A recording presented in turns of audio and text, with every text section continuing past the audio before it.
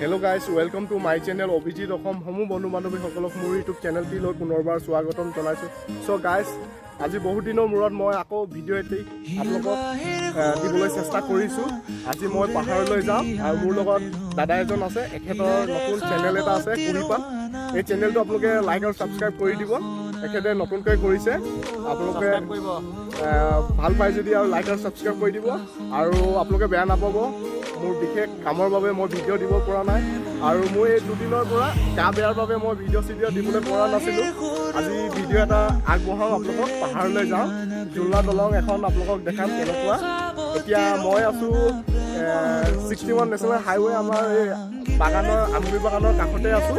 এতিয়া আমগুৰি বাগানৰ আমি দাঁতি কাষতে লাগি থকা আমাৰ নাগালেণ্ড বৰ্ডাৰ আছে। নাগালেণ্ড বৰ্ডাৰ আমি পাৰ হ'ব লাগিব, তাৰপিছতে আমি পাহাৰ পাম। চ' গাইজ ভিডিঅ'টো ষ্টাৰ্ট কৰিছোঁ দাদা আৰু মই। এতিয়া আপোনালোকক দেখাই যাম।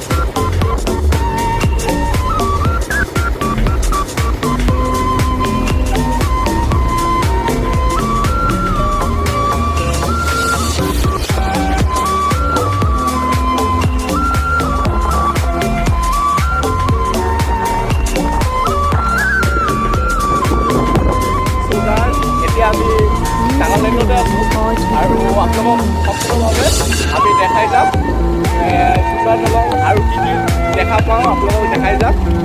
আগবাঢ়ি গৈ আছোঁ।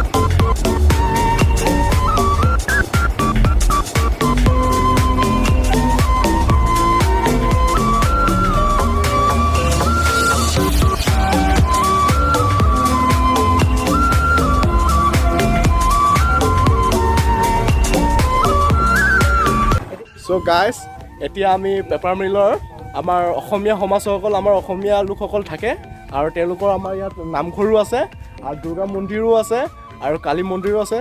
চ' গাইজ আপোনালোকক মই দেখাই যাম, বেকত দিছোঁ।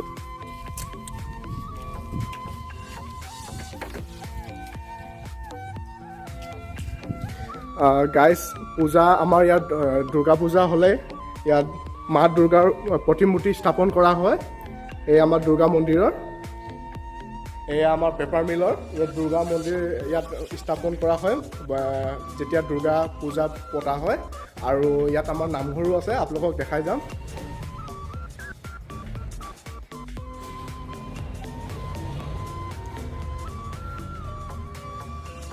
আমাৰ শিৱ মন্দিৰ হৈছে এইটো, এয়া আমাৰ শিৱ মন্দিৰ, এয়া আমাৰ শিৱ মন্দিৰ হৈছে। আৰু ইয়াৰ চাৰিকাষে আৰু কি আছে চাওঁ।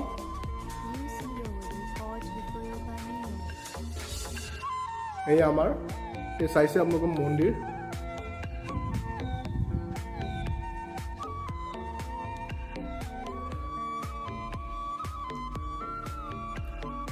এইটো আমাৰ হনুমানৰ মন্দিৰ।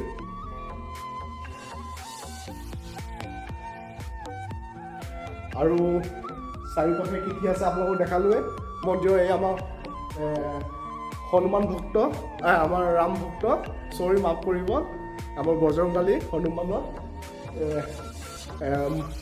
আৰু দেখাই যাওঁ নামঘৰ আমাৰ দেখাই যাওঁ। ইয়াত পেপাৰ মিলত অসমীয়া মানুহসকল বাস কৰাৰ বাবে তেখেতসকলৰ আমি নামঘৰ স্থাপন কৰা হৈছে। এয়া আমাৰ নামঘৰ, এয়া আমাৰ নামঘৰ হৈছে। আৰু কি আছে আপোনালোকক দেখাম চাৰিওকাষে।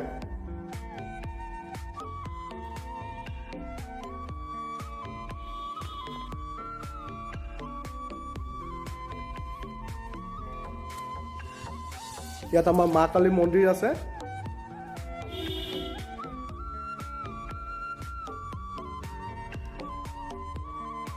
এই মা কালী মন্দিৰ আছে। চাৰিওকাষে সুন্দৰ পৰিৱেশ মন্দিৰৰ। ইয়াত আপোনালোকক মই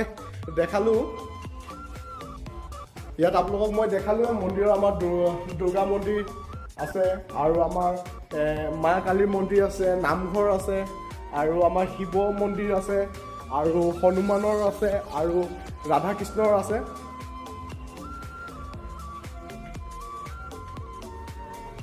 আৰু এবাৰ দেখাই দিছোঁ, এই আমাৰ শিৱ মন্দিৰ, আৰু এইফালে হনুমানৰ আমাৰ পঞ্চমুখী হনুমান।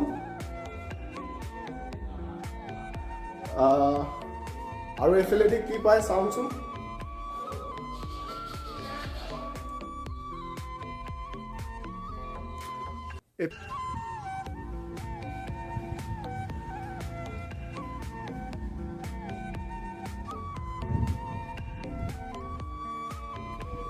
এতিয়া মন্দিৰৰ পৰা মই বাহিৰলৈ ওলাইছোঁ। এতিয়া আমি বাইকত উঠিম আৰু